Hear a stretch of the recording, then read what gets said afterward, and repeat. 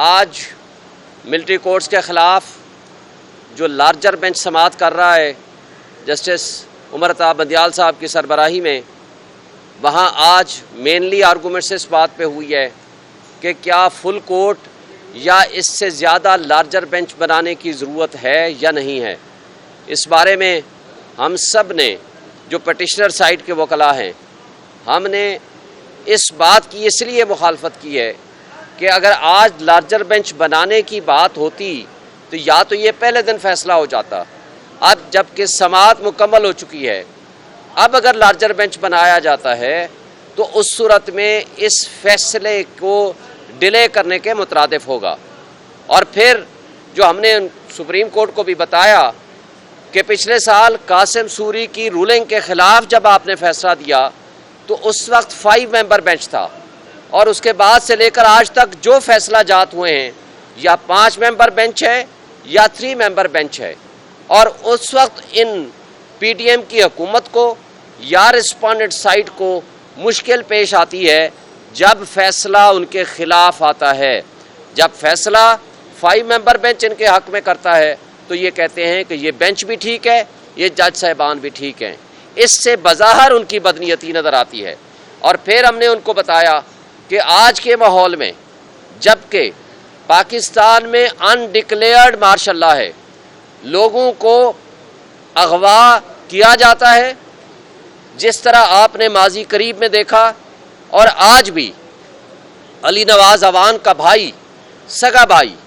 وہ اس وقت اٹھایا گیا ہے اور ابھی تک اس کا اتا پتہ نہیں ہے۔ آج ہائی کورٹ میں پیشی تھی، فردر اس میں کیا پروسیڈنگز ہوتی ہیں وہ آپ کے سامنے ہیں۔ اور اس کے ساتھ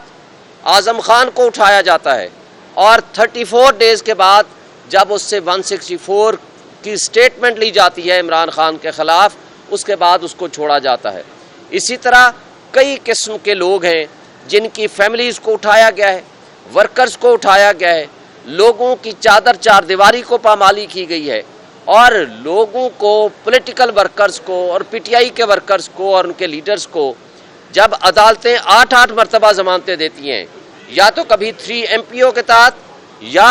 کسی اور جعلی اور جھوٹے مقدمے میں ان کو اٹھا لیا جاتا ہے، ان کے رشتہ داروں کو، ان کے فیملی ممبرز کو اور ان کے بچوں کو، ان کے والدین کو اٹھایا جاتا ہے، جس کی مثال آپ کے سامنے ہے۔ حماد اظہر کا والد جو کہ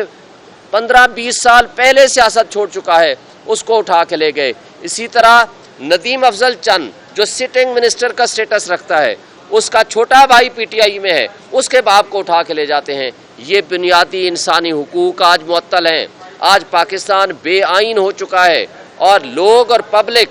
سپریم کورٹ کی طرف دیکھ رہی ہے، اور سپریم کورٹ وہ واحد ادارہ ہے جس نے لوگوں کے حقوق کے تحفظ کی قسم اٹھائی ہے، جس نے اس آئین کی بحالی کرانی ہے،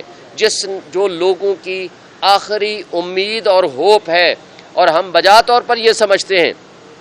کہ جس طرح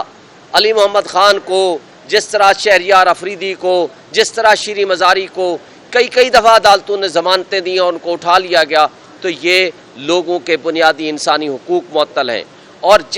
جو اس وقت جو کیفیت ہے، کرب کی حالت میں جو فیملیز 102 جو بندے ہیں، جس کیفیت میں وہ ان کو گزر رہی ہے یا وہ گزارا کر رہے ہیں، یہ وہ کیفیت ہے جو آج ہم سمجھتے ہیں سب سے پہلے ان کیسز کا ڈیسیژن ہونا چاہیے۔ اور اگر یہ ڈیلے ہوتا ہے تو نہ صرف ان لوگوں کی جو بری حالت ہے جو ان کی کسٹڈی میں ہے ملٹری کی، ان کے ساتھ زیادتی ہوگی، بلکہ ان کی فیملی کے ساتھ بھی زیادتی ہوگی کہ اگر اس کو فردر ڈیلے کیا جاتا ہے۔ تو ہم یہ سمجھتے ہیں کہ آج میڈیا بھی آزاد نہیں ہے۔ کیا وجہ ہے کہ chairman P T I Imran Khan کا آپ میڈیا میں نام نہیں لے سکتے، اس کی آپ تصویر نہیں چلا سکتے، اس کی آپ خبر نہیں چلا سکتے؟ تو یہ کیا بنیادی انسانی حقوق آرٹیکل 19A معطل ہو چکا ہے؟ میں سمجھتا ہوں کہ یہ وہ ساری چیزیں ہیں جو سپریم کورٹ کو دیکھنی ہے۔ آج وکیلوں کو اغوا کیا جا رہا ہے۔ عزیر کرامت بھنڈاری جو عمران خان صاحب کے وکیل ہیں، لاہور میں جب وہ زمان پارک اپنے وکیل کو، کلائنٹ کو ملنے گئے ہیں، تو واپسی پہ ان کو اغوا کر لیا جاتا ہے۔ اسی طرح آپ نے دیکھا ہے سپریم کورٹ میں پٹیشن فائل کی ریاض حنیف راہی صاحب نے، اس کو 7 دن کے لیے اغوا کر لیا گیا اور ان کو کہا گیا جائیں اپنی پٹیشنز واپس لے کر آئیں۔ تو اس طرح کی جو سچویشن ہے، ہم یہ سمجھتے ہیں کہ اس وقت واحد forum supreme court of Pakistan ہے۔ لوگ اپنی امید کی نگاہ ان کو دیکھتے ہیں اور ہمیں یہ یقین ہے کہ ان کیسز کا جلد سے جلد فیصلہ ہوگا تاکہ پاکستان میں لوگوں کے بنیادی حقوق بحال ہوں، پاکستان میں آئین بحال ہو اور لوگوں کو ایک سکھ کا سانس ہو۔ جو فرسٹریشن ہے اس وقت، افراتفری ہے، انتشار کی کیفیت ہے، اس سے لوگ گزر رہے ہیں۔ آج 3 مہینے بعد یا 60 دن بعد الیکشن ہونے ہیں، تو مجھے بتائیں کہ ان 3 مہینوں کے اندر کیسے الیکشن ہوگا؟ جب جبر کی کیفیت ہو، جب آپ اس کیفیت میں آپ ہیں کہ آپ ایک پولیٹیکل پارٹی کو کرش کرنے میں ساری انتظامیہ، سارے پولیٹیکل پارٹیز اور جو اس وقت کی حکومت ہے اور جو ہمارے ملک کی اسٹیبلشمنٹ ہے وہ لگے ہوں گے، تو ایک پارٹی کو کرش کرنے میں ساری اپنی آپ صلاحیتیں اگر آپ لگا دیں گے، لوگوں کے گھروں کو مسمار کیا جا رہا ہے، لوگوں کے بزنس کو بند کیا جا رہا ہے، لوگوں کو اس طرح تکلیفیں دی جا رہی ہیں، جو میں سمجھتا ہوں کہ پاکستان ایک آئین کے تحت، قانون کی تابعداری کے تحت چلنے والا ملک ہے، اور یہ جو کچھ ہو رہا ہے یہ الیکشن کی شفافیت کو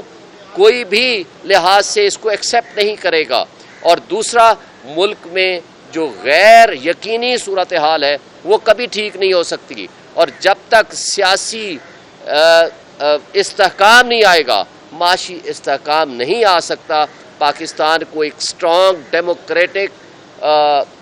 گورنمنٹ کی ضرورت ہے، اور وہ تبھی ممکن ہے جب فری اینڈ فیئر الیکشنز ہوں اور سب کو پارٹیسپیٹ کرنے کا موقع ملے۔ اب خبر آپ کی دسترس میں، ہر وقت بر وقت۔ ابھی سنو نیوز کے یوٹیوب چینل کو سبسکرائب کیجئے، بیل آئیکن پر کلک کیجئے اور باخبر رہیے ملکی اور بین الاقوامی حالات سے یقین کے ساتھ۔